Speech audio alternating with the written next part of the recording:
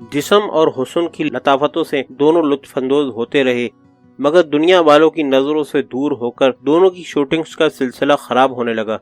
Firdous heroine تھی، اس کے سامنے تو سب چپ رہتے، مگر شاہد کو خوب برا بھلا سناتے، سمجھاتے، سنگین نتائج کا ڈراوا دیتے۔ وہ حسب معمول توبہ طلہ کر کے فلم سازوں کو مناتا، اپنے اخلاق اور کام کی خوبی سے ان کی شکایت دور کر دیتا، مگر چند روز بعد پھر وہی صورتحال رونما ہو جاتی۔ ادھر آنسو ریلیز ہو کر ہٹ ہو چکی تھی اور ہر طرف شاہد کی ڈھونڈیاں مچی ہوئی تھی۔ فلم ساز شاہد شاہد پکارتے پھر رہے تھے، اور شاہد اپنے مخصوص دوستوں کی محفلوں میں پناہ گزین بیٹھا تھا۔ وہ اچانک اس قدر شہرت، کامیابی اور لوگوں کی توجہ سے ڈر سا گیا تھا۔ اداسی، تنہائی اور بے سہارا ہونے کا احساس اسے ایک بار پھر شدت سے ستانے لگا تھا۔ ادھر اس کی بے وفائیاں بھی بڑھ گئی تھیں، اس کے ہر جائی پن میں اضافہ ہو گیا تھا، اور کیوں نہ ہوتا، اب وہ بھی ایک اسٹار تھا، ایک بڑا نام تھا جس نے ساری فلمی صنعت کو چونکا کر رکھ دیا تھا۔ دولت، شہرت اس کے نزدیک زیادہ اہمیت نہیں رکھتی تھی، وہ اپنے ہمزاد کے آگے تنگ تھا، جو اسے کسی طور بھی چین سے نہیں بیٹھنے دیتا تھا۔ آسودگی اور خوشحالی آئی تو محرومیاں بھی یاد آئیں، اور اسے پھر ماں کی یاد ستانے لگی۔ کاش وہ اس وقت میرے پاس ہوتی، میری کامیابیوں میں شریک ہوتی، فخر اور پیار سے میرا سر تھپکتی، میں رات کو آرام کی نیند سوتا اور وہ جاگ کر میرے لیے دعائیں کرتی۔ شاہد کے جذبات کی فراوانی اور زیادہ شدت پکڑ گئی تھی۔ وہ راتوں کو ساری رات بھٹکتا اور کار چلاتا رہتا، قبرستانوں میں ڈیرے ڈال دیتا۔ بعض دوستوں نے اسے ماہر نفسیات کے یہاں جانے کا مشورہ بھی دیا، مگر وہ سنتا ہی کب تھا؟ اس نے کبھی بھی کسی کی نہیں سنی تھی، ہمیشہ اپنی منمانی ہی کی تھی۔ لیکن اس طرح بڑھتی ہوئی کامیابیاں، شہرت، عزت، دولت اور کامرانیاں شاہد کے دکھی دل اور زخمی ذہن کو اور زیادہ الجھانے لگیں۔ اس نے شراب نوشی بھی زیادہ کر دی اور لاپتہ ہونے کا سلسلہ بھی زیادہ ہو گیا۔ فردوس نے اسے بہت سمجھایا بجھایا، اپنے پیار کا یقین دلایا، مگر وہ کہتا رہا کہ یہ سب جھوٹ ہے، صرف ماں کا پیار ہی سچ ہے اس دنیا میں، باقی سب جھوٹ ہے۔ ماں ہی ایک واحد ہستی اور قابل پرستش شخصیت ہے، باقی سب وجود ہیں، جسم ہیں، چہرے ہیں، اچھے برے، خوبصورت، رنگین، گرم و تر۔ ایک رات وہ فردوس کے ساتھ میانی صاحب کے قبرستان میں پہنچ گیا۔ درمیانی شب کا وقت تھا، بھیانک سناٹا، تنہائی، ویرانی۔ شاہد نے حسب عادت اپنی ماں کی قبر تلاش کرنا شروع کر دی۔ قبرستان میں ٹھوکریں کھاتا پھرا، پھر بلک بلک کر رونے لگا۔ رات کی تاریکی میں یہ آوازیں آس پاس والوں کو پریشان کر گئیں۔ پہلے وہ خوفزدہ ہوئے، پھر روشنیاں لے کر تلاش میں آگے بڑھے۔ انہوں نے دیکھا کہ ٹوٹی پھوٹی قبروں کے درمیان ایک حسین محجبین روح سفید ساڑی اور بلاؤز پہنے کھڑی ہے۔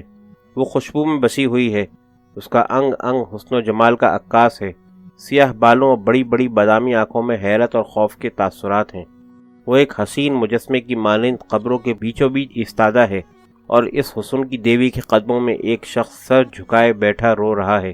کم عقیدہ اور توہم پرست لوگ یہ منظر دیکھ کر ڈر گئے، مگر چند جیالوں نے ہمت کی اور آگے بڑھے تو دیکھا کہ فلمی دنیا کی پری فردوس قبروں کے درمیان جگمگا رہی تھی۔ اس کے سامنے مشہور ہیرو شاہد براجمان تھا۔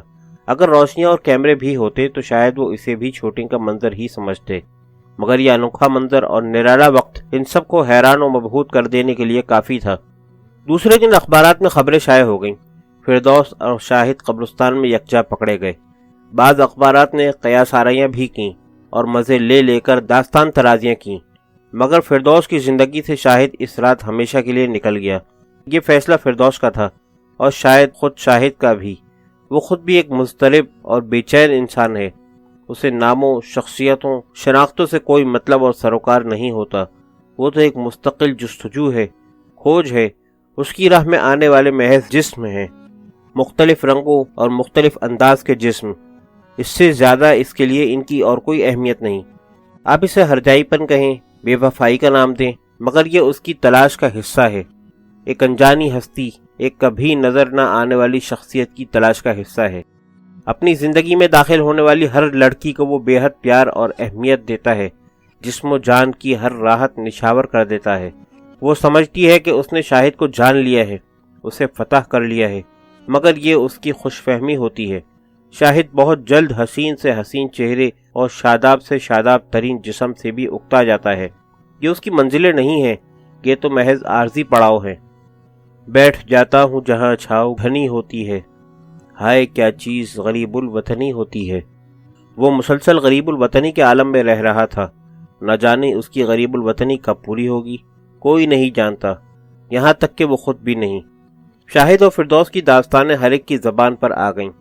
محبت کرنے والوں کے لیے ملاقات گاہوں کی کبھی کمی نہیں رہی، اور پھر جبکہ وہ صاحب حیثیت بھی ہوں، لیکن قبرستان میں محبت کا ڈرامہ کھیلنے والی کہانی پر کسی کو یقین نہیں آ رہا تھا۔ اندھیری تاریک رات میں ایک ویران اور خوفناک قبرستان کے درمیان تو اظہار محبت کا تصور بھی نہیں کیا جا سکتا، مگر یہ لوگ شاہد اور اس کی محرومیوں سے واقف نہ تھے، نہ وہ شاہد کی اندرونی ذات کے جذبے کو پہچانتے تھے۔ بہرحال کچھ دن ترچے رہے، طنز آمیز نگاہیں، چپتے ہوئے فقرے، دل جلاتی ہوئی نصیحتیں، اور پھر رفتہ رفتہ یہ معاملہ ٹھنڈا پڑ گیا۔ مگر ہیروئن کو اسٹاک ایکسچینج میں شاہد کا بھاؤ ایک دم بڑھ گیا تھا۔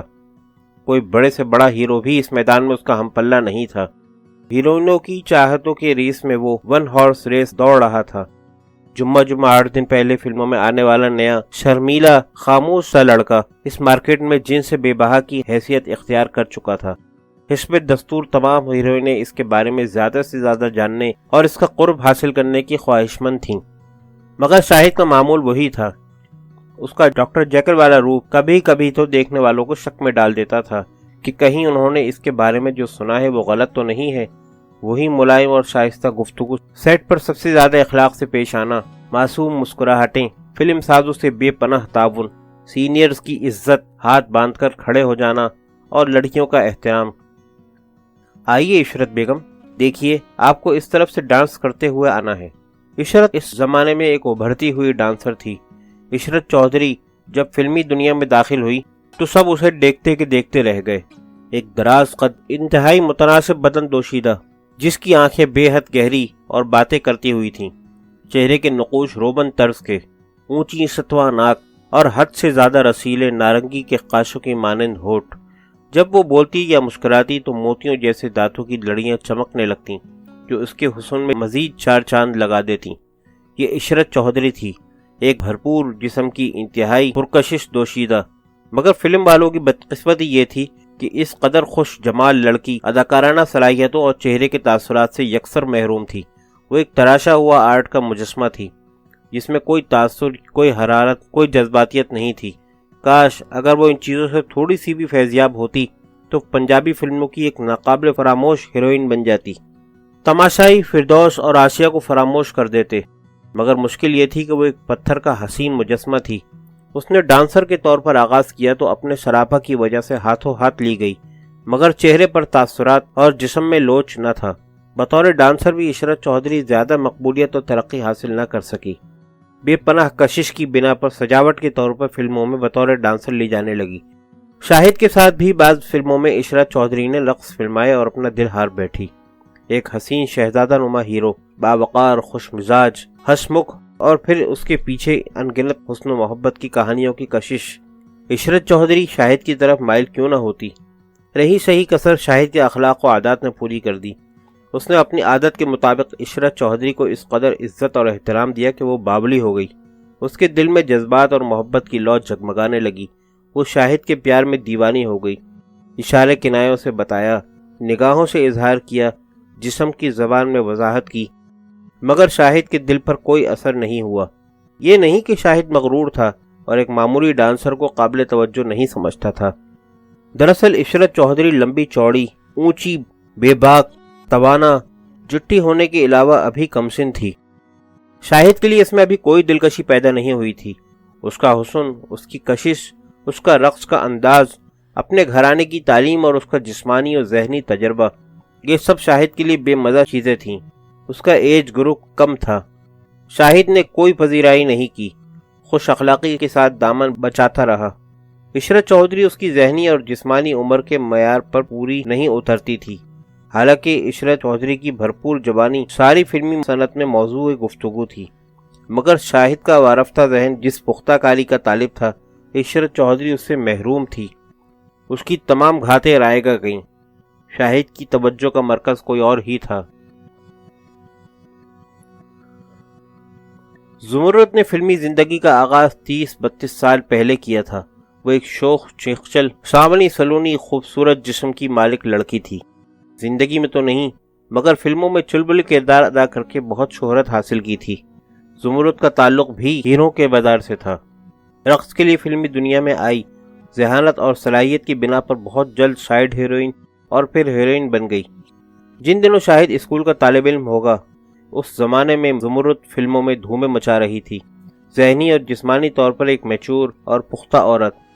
بعض لڑکیاں کم عمری میں ہی بڑی ہو جاتی ہیں، زمرد کا بھی یہی معاملہ تھا۔ اس میں گھریلو تلخیوں کا دخل تھا یا ذہنی مسائل کا، لیکن وہ ایک سمجھدار اور سوچنے والی لڑکی تھی۔ وہ ایک ایسی اداکارہ تھی جو اپنی اداکارانہ خوبیوں کے باوجود فلم کو اپنا مستقبل نہیں بنانا چاہتی تھی۔ اس کا مطمع نگاہ گھر تھا، اس کا اپنا چھوٹا سا معمولی سا گھر، جہاں وہ ایک عام گھرستن کی زندگی گزار سکے، دن بھر شوہر کا انتظار کرے، بچے کھلائے اور انہیں تربیت دے۔ شام کو شوہر گھر لوٹ کر آئے تو اسے گھریلو آسائشوں سے شرابور کر دے۔ ایک گھر، چھوٹا سا پیارا سا گھر، یہ زمرد کی شروع ہی سے آرزو تھی۔ وہ چپکے چپکے خواب دیکھا کرتی، یہ نہیں کہ کوئی حسین دولت مند شہزادہ آئے گا اور اسے اپنے ساتھ محل میں لے جائے گا، بلکہ یہ کہ کوئی گھریلو چاہنے والا انسان اسے ملے گا جو اسے گھر کی خوشیاں اور گھریلو ماحول فراہم کرے گا۔ زمرد اس اعتبار سے دوسری ایکٹریسوں اور ہیروئنوں سے مختلف لڑکی تھی، بہت ذہانت اور سمجھداری کی باتیں کرتی تھی۔ حالات، واقعات اور زمانے کی تپش نے اسے بہت کم عمری میں تجربہ کار اور سنجیدہ بنا دیا تھا۔ جب شاہد سے زمرد کا آمنا سامنا ہوا، اس وقت وہ شاہد کے ذہنی معیار پر 16 آنے پوری اترنے والی ایک بھرپور عورت تھی۔ شاہد نے اس پرکشش، مسکراتی آنکھوں اور کھلکھلاتے جسم والی اداکارہ میں اپنی جنت فوراً ہی تلاش کر لی۔ چند فلموں میں ساتھ ہوا تو شاہد کی بےتابیاں بڑھنے لگیں۔ زمرد نے بھی کچی گولیاں نہیں کھیلی تھیں، پہلی نظر میں ہی بھاپ گئی تھی۔ پھر شاہد کی دلکش اور مسحور کن شخصیت نے اسے بھی متاثر کیا، مگر ان دونوں کی راہ میں ایک رکاوٹ حائل تھی۔ زمرد شاہد کے لیے شجر ممنوعہ تھی۔ کئی سال سے وہ ایک فلم ساز کے زیر سایہ تھی، بلکہ اس کے حرم میں داخل تھی۔ اس فلم ساز نے اسے ہیروئن بنانے کے لیے خاص طور پر کہانیاں لکھوائی تھیں، اچھے ہدایت کاروں کی خدمات حاصل کی تھیں۔ وہ خود بھی ایک خوبصورت اور طرحدار انسان تھا، پیسہ اس کے ہاتھ کا میل تھا۔ سب سے بڑھ کر یہ کہ وہ ایک پراسرار اور باروب شخصیت سمجھا جاتا تھا۔ کاروبار کے سلسلے میں اس کا براہ راست لوگوں سے واسطہ نہیں پڑتا تھا، وہ محض پیسہ فراہم کرتا تھا، کام دوسرے کارندے کیا کرتے تھے۔ اس کا نام ملک شمی تھا۔ دولت و حشمت کے علاوہ ملک شمی ایک خوف دلانے والا نام بھی تھا۔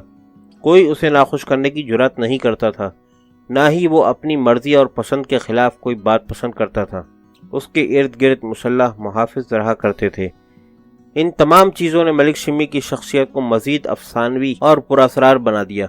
زمرد انہی کی منظور نظر تھی، سال ہا سال سے وہ ان کے زیر سایہ تھی۔ زمرد کی خواہش اور تمنا یہ تھی کہ ملک صاحب اسے اپنی بیوی بنا لیں، مگر ملک صاحب پہلے ہی شادی شدہ تھے۔ زمرد انہیں بہت پسند تھی، مگر کیا وہ اس سے شادی بھی کر لیں؟ یہ ایک مشکل سوال تھا، جس کا جواب کئی سال گزرنے کے باوجود نہیں ملا تھا۔ دوسری جانب زمرد کی مایوسیاں بڑھ رہی تھیں۔ اسے یقین آتا جا رہا تھا کہ ملک شمی اسے بہلاوے دیتے رہیں گے، نکاح کا جوڑا نہیں پہنائیں گے۔ وہ مایوس اور بددل تھی، اپنی قریبی سہیلیوں سے اپنی ذہنی پریشانی کا اظہار کرتی رہتی تھی۔ وہ بیوی اور ماں بننا چاہتی تھی، بچوں کو جنم دینا چاہتی تھی، ممتا کی خواہش پوری کرنا چاہتی تھی، مگر ملک صاحب کے پاس دولت اور جذبات کے علاوہ کچھ نہیں تھا۔ زمرد کو رفتہ رفتہ احساس ہو گیا تھا کہ ملک صاحب اس سے شادی نہیں کریں گے، وہ ہمیشہ یوں ہی بے آس، بے مراد اور بے اولاد رہے گی۔ یہ اذیت دہ خیال اس کے لیے ناقابل برداشت تھا، مگر وہ مجبور تھی۔ وہ ملک صاحب کی تحویل میں تھی، ایک ایسے پراسرار قلعے میں تھی جہاں سے رہائی کا کوئی امکان نہ تھا۔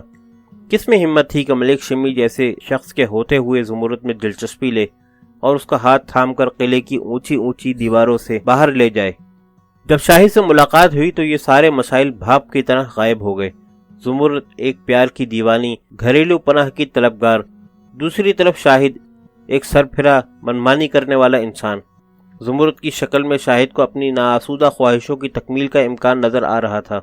وہ اس کے خوابوں کی مطلوبہ ہستی تھی، خوش شکل، شیخ چل، ذہین، متین اور سنجیدہ، اور سب سے بڑھ کر یہ کہ ایک بھرپور تجربہ کار پختہ عورت جو دوشیزگی اور کمسنی کے تجربات کو بہت پیچھے چھوڑ آئی تھی۔ فلم کی شوٹنگ کے دوران زمرد کی نگرانی کے لیے ایک محافظ ہمراہ ہوا کرتا تھا۔ مگر ہیرو اور ہیروئنوں کے مناظر کی شوٹنگ کے دوران تو وہ پاس بھی نہیں پھٹک سکتا تھا۔ انہی لمحات میں شاہد اور زمرد نے ایک دوسرے کے ساتھ دل کی باتیں کی، اپنی سنائی، دوسرے کی سنی۔ انہیں اب تک اپنے لیے ایسے ہی جیون ساتھی کی تلاش تھی۔ وہ دونوں ایک دوسرے کے لیے مکمل اور مجسم ضرورت بن گئے۔ لیکن اونچی اونچی دیواریں کس طرح عبور کی جائیں؟ ملک شمی سے زمرد نے پہلے بھی دبی زبان میں بات کی تھی۔ ایک بار پھر یہ تذکرہ چھڑا۔ اس نے شادی کی خواہش کا اظہار کیا۔ ورنہ یہ تماشا ختم ہو جانا چاہیے ملک صاحب، اس نے کہا۔ جواب میں ملک صاحب کی پراسرار خاموشی اور ہلکی سی مسکراہٹ تھی۔ انہوں نے اپنی بڑی بڑی خوبصورت خوابیدہ آنکھیں اٹھا کر زمرد کو دیکھا اور سمجھ گئے کہ کوئی جذباتی دورہ پڑ گیا۔ بے وقوفی کی باتیں مت کرو، سب ٹھیک ہو جائے گا۔ انہوں نے حسب معمول تسلی دی اور کار میں بیٹھ کر اپنے گھر چلے گئے، جہاں وہ ہر رات چلے جاتے تھے۔ مگر زمرد فیصلہ کر چکی تھی۔ یہ ایک کمزور عورت کا آہنی عزم تھا۔ خواہ کچھ ہو جائے، جان جائے یا رہے، وہ اب اس طرح زندگی بسر نہیں کرے گی۔ شاہد نے اس سے شادی کا وعدہ کیا تھا۔ اس کی زندگی کی سب سے بڑی آرزو پوری ہونے والی تھی۔ اسے اپنے خوابوں کا شہزادہ اور شاہد کو اپنے تصورات اور خیالوں کا گمشدہ حوالہ مل گیا تھا۔ انہوں نے کسی قریبی دوست یا سہیلی کو بھی ہمراز نہیں بنایا۔ اس میں خطرہ تھا، جان بھی جا سکتی تھی، ملاپ بھی مستقل جدائی میں بدل سکتا تھا۔ ایک رات شوٹنگ کے دوران میں، جبکہ شاہد پہلے ہی سیٹ سے باہر جا چکا تھا، زمرد میک اپ روم میں جانے کے لیے سیٹ سے باہر نکلی، محافظ کو وہیں ٹھہرنے کا حکم دیا اور خود سیدھی جا کر ڈیوری میں کھڑی ہوئی شاہد کی کار میں بیٹھ گئی۔ کار گولی کی رفتار سے نکل کر غائب ہو گئی۔ دونوں اداکار سیٹ پر واپس نہیں آئے تھے۔ ایک ادھم بچ گیا۔ ملک صاحب کو خبر کر دی گئی۔ ان کا کمپیوٹر ٹائپ ذہن ساری بات سمجھ گیا تھا۔ وہ سگریٹ کا ایک کش لے کر خاموش ہو گئے، مگر دیکھنے والے کانپ کر رہ گئے۔ یہ کش اب کس کس کی جان لے گا، اور سگریٹ کا یہ بل کھاتا ہوا دھواں اب کس کے سر پر موت بن کر منڈلائے گا؟ شاہد کے دوستوں کو معلوم ہوا تو وہ فوراً شاہد کو تلاش کرتے ہوئے پہنچ گئے۔ یار یہ تم نے کیا کر دیا؟ کیا کر دیا؟ ارے بھائی شادی ہی تو کی ہے، کوئی گناہ تو نہیں کر دیا؟ تم نہیں جانتے ملک صاحب کو، وہ معاف نہیں کریں گے۔ تو میں نے کب معافی مانگی ہے ان سے؟ اپنی حفاظت کی فکر کرو۔ کوئی پرواہ نہیں یار، دیکھی جائے گی جو ہوگی۔ شاہد نے بے پرواہی سے جواب دیا اور اپنی شوخ مسکراہٹ سے دوستوں کو دیکھا۔ ملک صاحب کی طرف سے تو کوئی رسپانس بظاہر نظر نہیں آیا، جو بذات خود کسی طوفان کا پیش خیمہ تھا۔ لیکن اگلے دن شاہد کی کار شوٹنگ کے لیے اسٹوڈیو میں داخل ہوئی تو اس کے ساتھ ایک جیپ میں 2 سیاہ پوش مسلح ہٹے کٹے بھی تھے، جو عقاب جیسی نگاہوں سے اپنے آس پاس کی ہر چیز پر نظر رکھتے تھے۔ فلمی صنعت ایک تناؤ کی کیفیت میں تھی۔ خدا جانے کب کیا ہو جائے۔ ملک صاحب سے بات کرنا لا حاصل تھا۔ شاہد بظاہر بالکل مطمئن اور خوش و خرم تھا۔ وہ سیٹ پر حسب معمول ہنسی مذاق کرتا، شوٹنگ میں دلچسپی لیتا۔ اس کی دلچسپی دوسری تمام عورتوں میں یکلخت ختم ہو کر رہ گئی تھی۔ شاہد کے رومان کا ایک پہلو یہ بھی ہے کہ جب وہ کسی سے محبت کرتا ہے یا شادی کرتا ہے تو خلوص دل اور تن من دھن کے ساتھ کرتا ہے۔ پھر تھوڑے عرصے تک کوئی اور عورت اس کے دل میں نہیں سماتی۔ بہت کم لوگوں کو یہ علم تھا کہ فلم کے ابتدائی دنوں میں ہی شاہد کی خاندانی شادی ہو چکی تھی۔ اس کی خوبصورت بھولی بھالی گھریلو بیوی عام طور پر کسی کے سامنے نہیں آئی، نہ اس نے کبھی سوشل تقریبات میں شرکت کی۔ زمرد سے شادی کے موقع پر شاہد 2 ننھی منی پیاری پیاری بچیوں کا باپ تھا۔ اپنے معاشقوں کے درمیانی وقفے میں وہ ذہنی پراگندگی کو دور کرنے کے لیے اپنے گھر کی 4 دیواری میں پناہ لیا کرتا تھا۔ اس کا اپنا گھر، اس کی چچا کا آبائی گھر، جہاں اس کا بچپن اور نوعمری کا زمانہ گزرا تھا، جہاں اس کی شادی ہوئی تھی اور جہاں اس کی پہلی اصلی حقیقی گھریلو بیوی اور 2 پیاری پیاری سی بچیاں رہا کرتی تھیں۔ کچھ دن اسٹوڈیو میں پستولوں، بندوقوں اور بد شکل خوفناک چہرے والے لوگوں کی آمد و رفت رہی، جو سائے کی طرح شاہد کے ساتھ لگے رہتے تھے۔ ادھر گھر کے اندر زمرد جائے نماز بچھائے نمازیں پڑھنے اور منتیں ماننے میں مصروف تھی۔ مگر فلمی صنعت والے جس ہنگامے کی توقع کر رہے تھے وہ رونما نہیں ہوا۔ آہستہ آہستہ حالات معمول پر آنے لگے اور شاہد کی جولانیاں پورے عروج پر نظر آنے لگیں۔ زمرد کو پا کر اسے اپنی تشنہ آرزوؤں کی منزل مل گئی تھی۔ زمرد میں وہ سب کچھ تھا جس کی شاہد کو جستجو تھی: سنجیدگی، متانت، ذہانت اور دانشمندی، خوبصورت بھرا بھرا جسم، ہنستا ہوا روشن چہرہ، شریر آنکھیں، دل نشین باتیں، اور پھر سب سے بڑھ کر یہ کہ گھر کو بسانے کی خواہش۔ زمرد ایک پختہ عمر اور پختہ کار عورت تھی۔ شاہد کے اندر کا بچہ جس ڈسپلن کی خواہش رکھتا تھا وہ اسے مل گیا تھا۔ پھر وہ بہت اچھی رفیق اور ہمجلیس بھی تھی، خلوت اور جلوت کی مثالی ساتھی تھی۔ شاہد کی زندگی سکون کے سانچے میں ڈھل گئی۔ ادھر دوسرے کرداروں میں ہلچل پیدا ہو گئی تھی۔ یہ سلسلہ کتنی دیر چلے گا؟ کیا زمرد شاہد کو سنبھال کر رکھ سکے گی؟ وہ دوسروں سے کب تک بے تعلق اور بے خبر رہے گا؟ قیاس آرائیوں کا سلسلہ جاری ہو گیا۔ دوسری طرف زمرد نے ایک مثالی بیوی بننے کے سلسلے میں سارے گر آزما لیے۔ اپنے ہاتھ سے ناشتہ بنانا اور بٹھا کر کھلانا، اپنے ہاتھ سے کھانا بنانا اور باقاعدگی سے ڈرائیور کے ہاتھ اسٹوڈیو بھیجنا، اپنے ہاتھ سے کپڑے استری کرنا، جوتے پالش کرنا، گھر آئے مہمانوں کی خاطر مدارت کا اہتمام کرنا، اور پھر سارے دن بے چینی سے شاہد کا انتظار کرنا۔ شاہد آؤٹ ڈور شوٹنگ پر جائے تو اس کی آمد کے انتظار میں ایک ایک دن گننا۔ یہ زمرد کے روز کے معمولات تھے۔ شاہد نے گلبرگ میں اپنی ذاتی کوٹھی میں زمرد کو رکھا۔ یہیں ان کی بیٹی نے بھی جنم لیا۔ زمرد کی تو عمر بھر کی دعائیں پوری ہوئی تھیں۔ اپنا گھر، اپنا شوہر، اپنی اولاد۔ خدا سے وہ کسی اور چیز کی دعا کرتی تو شاید وہ بھی پوری ہو جاتی، مگر اب مانگنے کے لیے باقی کیا رہ گیا تھا؟ زمرد کی زندگی مکمل ہو گئی تھی۔ مگر شاہد کے اندر سویا ہوا مسٹر ہائٹ گاہے گاہے سر اٹھانے لگا تھا۔ اس نے باقاعدگی سے شام کو گھر جانا چھوڑ دیا، پھر شوٹنگ کے بغیر بھی غائب رہنے لگا۔ فلم ساز تلاش کرنے کے لیے گھر جاتے، مگر خود زمرد کو اس کے بارے میں علم نہ ہوتا۔ پھر اس نے راتوں کو غائب ہونا شروع کر دیا اور 2-3 دن تک واپس نہ آتا۔ واپسی پر جلدی جلدی تیار ہو کر شوٹنگ کے لیے چلا جاتا۔ زمرد نے اسے سمجھایا، منت کی، سماجت کی، خوشامد کی، جھگڑا کیا۔ وہ جواب میں شائستگی سے اس کی ہر بات مان لیتا، ہر غلطی تسلیم کر لیتا۔ جتنی دیر گھر میں رہتا ہنسی خوشی اور نارمل رہتا، مگر فلم سازوں کی طرح اب زمرد کو بھی ہر دم یہ ڈر لگا رہتا تھا کہ گھر سے جانے کے بعد وہ خدا جانے کب واپس لوٹے گا۔ دراصل شاہد کے پرانے زخم پھر ہرے ہونے لگے تھے۔ شادی کی یکسانیت نے اسے اکتا دیا تھا۔ گھر میں بیوی بچی میں اس کی دلچسپی کم ہونے لگی تھی۔ اسے ایک بار پھر لاشعور نے اپنی یادوں کے شکنجے میں جکڑ لیا تھا۔ اسے اپنی محرومی اور بے سہارا بچپن ایک بار پھر ستانے لگا تھا۔ اس نے راتوں کو آوارہ گردی اور بادہ نوشی شروع کر دی تھی۔ اس کی یہ بدلتی ہوئی کیفیت گھات میں بیٹھی ہوئی عورتوں کے لیے حوصلہ افزائی کی بات تھی۔